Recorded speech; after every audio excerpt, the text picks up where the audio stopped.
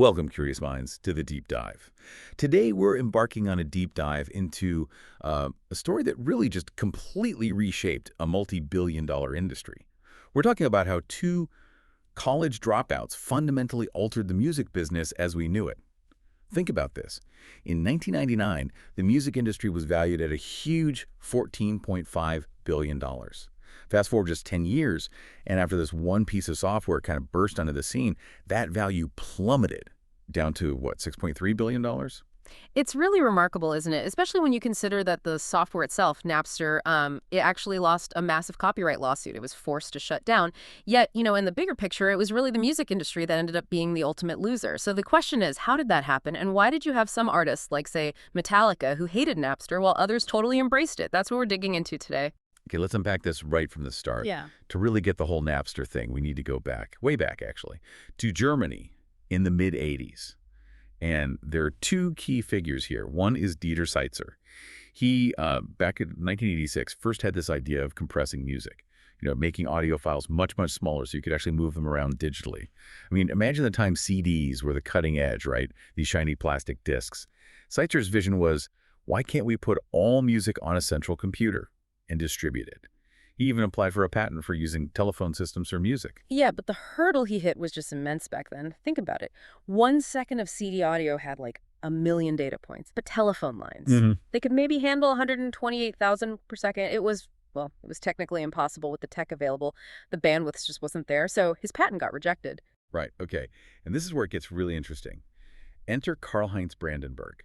He was Seitzer's student, a brilliant one. He tapped into something called psychoacoustics, basically, the science of how we hear. He realized our ears don't actually register every single sound frequency in music. Our brains kind of filter stuff out. Precisely. Yeah, Brandenburg developed these mathematical formulas. They essentially removed the parts of the music that the human ear couldn't really distinguish anyway, and that allowed them to compress music files incredibly efficiently. Suddenly, the impossible seemed, well, possible. So by July 1994, their research group, the Fraunhofer Society, they put out software called L3 and Anx online.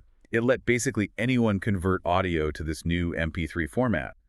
But, the internet was still painfully slow then. So it mostly stayed within university research circles for a bit. Now, try to put yourself back in the 90s. You're driving, hear a song you love on the radio. What do? You could maybe record it onto a cassette. Terrible quality, right? Or, and this was how most people did it, you'd go to a music store and buy the whole album. And that's such a critical point, isn't it? Why buy the whole album? Because you had to. There was no option to buy just one song. Albums cost around $20, which is, significant money, especially if you only really loved one or two tracks. The whole music industry was built on this model. They were making an absolute fortune. They were the gatekeepers. Totally controlled distribution and price. Exactly. But then, as this MP3 tech started getting into the hands of, tech-savvy people, this light bulb went off. Hey, I can share the music I buy online. By 96, people were already sharing MP3s using IRC. That's like early internet chat rooms that let you send files. Then 97 Winamp comes out, lets you make playlists. And suddenly, MP3s just explode. One person buys a CD, rips it, shares it. Thousands could listen. Yeah, the genie was definitely starting to peek out of the bottle, that idea of free instant access. So if all this sharing was starting to happen, what was the missing piece? Well, there wasn't one central easy place to find these MP3s. You had to know where to look, navigate weird servers. It was hard for the average person. And this is exactly where Napster comes in. Launched in 1999, changed everything. Sean Fanning, he was a student at Northeastern University, loved music, hated how tough it was for his roommate to find songs online. So he had this radical idea. What if people could just share music directly, straight from their own hard drives? Faster, easier, decentralized. And you have to remember, at the time, this was genuinely revolutionary. Most people on IRC thought it was, frankly, crazy, like open up your hard drive and your internet connection to strangers. But a friend Fanning made on IRC, Sean Parker, he saw the brilliance in it. He believed in the idea. All right, so Parker handled the business side.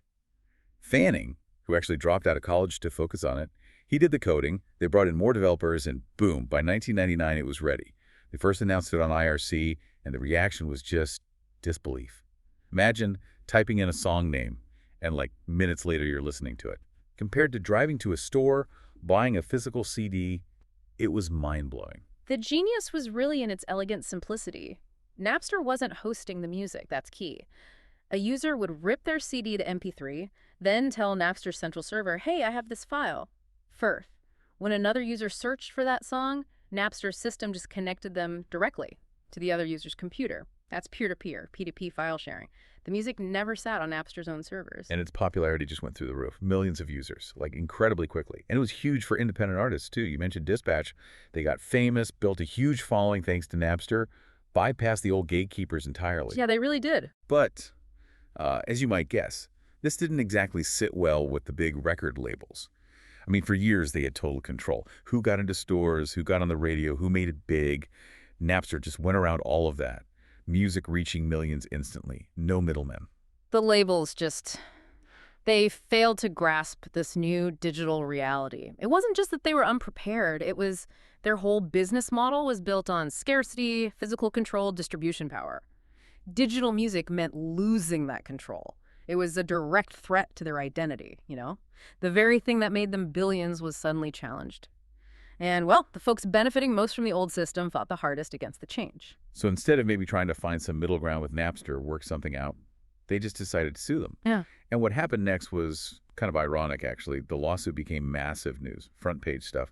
And that just made Napster even more popular. It had over 20 million users while the legal battle was raging. It really highlights a classic misstep, doesn't it? They weren't just fighting Napster, they were fighting technology itself, fighting how people wanted to get music. And you saw this stark division among artists. You had huge names like Lars Ulrich from Metallica, Dr. Dre. They testified against Napster, saw it as pure piracy, hitting their album sales. But then other artists, especially indies like Dispatch, saw it totally differently, a free marketing tool, a way to build a fan base without needing a label. They kind of got into it. That the system was changing, that the industry had to evolve. Yeah, the label's thinking was just totally rigid. It was all, our musicians going to work for free now. What about our billion-dollar industry? Mm-hmm. They were absolutely convinced that if they just shut down Napster, this pirate sharing site, as they called it, things would just snap back to normal. Well, Napster lost the lawsuit, lost the appeal, forced to shut down. And the music industry cheered. They really thought, okay, great. Everyone's going to go back to buying CDs now. But, once that genie of free digital access is out, it's pretty much impossible to stuff it back in the bottle. People had seen the tech, they'd experienced the convenience. The second Napster closed, boom, all these alternatives popped up. Kazaa, LimeWire, BitTorrent, decentralized stuff. The demand hadn't vanished, it just found new ways. Exactly. So the industry realized, okay, maybe we can't actually stop the technology. Mm-hmm. But did they learn? Not right away. Their next brilliant move was to sue their own customers. Tens of thousands of people, college students, regular folks, civil servants got these letters, got sued, often ended up paying like $4,000 on average. And they ran those ads, remember? You wouldn't steal a car, would you? Trying to make file sharing sound like Grand Theft Auto? It was kind of absurd. And what happens when you sue your own customers? Well, they tend to start hating you. These people, many didn't have $4,000 lying around. They certainly weren't about to run out and buy CDs from the industry that just dragged them into court. It was a hugely painful and ultimately really self-defeating lesson for the music industry. The fallout was just dire, staggering, really. From $14.6 billion in '99, the industry's value just shrank, down to $6.3 billion by 2009. Labels merged, thousands lost jobs, countless music stores gone. Those places we used to browse in closed forever. It's quite striking. Napster had something like 80 million users before it shut down. If the industry had just chosen to, collaborate somehow, find a business model with them, maybe everyone could have benefited, but they didn't. And man, they paid a huge price. The story doesn't quite end there, though, because people were still getting music for free, one way or another, and the industry was desperate. And their unlikely savior, Steve Jobs, he showed them the iTunes store. Look, iTunes could play any song, just like Napster did in a way, and the labels were initially thrilled. A legal platform. But there was a catch. Jobs insisted on selling individual songs for $1, just $1. No more forcing people to buy $20 albums for one track. The labels balked, of course. They wanted more money, more control. But honestly, they had no other real option. They kind of had to accept it. And iTunes was, undeniably successful. Sold millions and millions of songs for $1 each. But, and this is crucial, $1 isn't actually that much. After Apple took its cut and the labels took theirs, very little was often left for the musicians themselves. So artists weren't exactly thrilled with the payout. Digital downloads started clawing back some revenue, sure, but the artists often still felt squeezed. Right. Then, another key player enters the scene. Daniel Ek, the founder of Spotify. He launched it first in Sweden with a model that really did revolutionize everything again.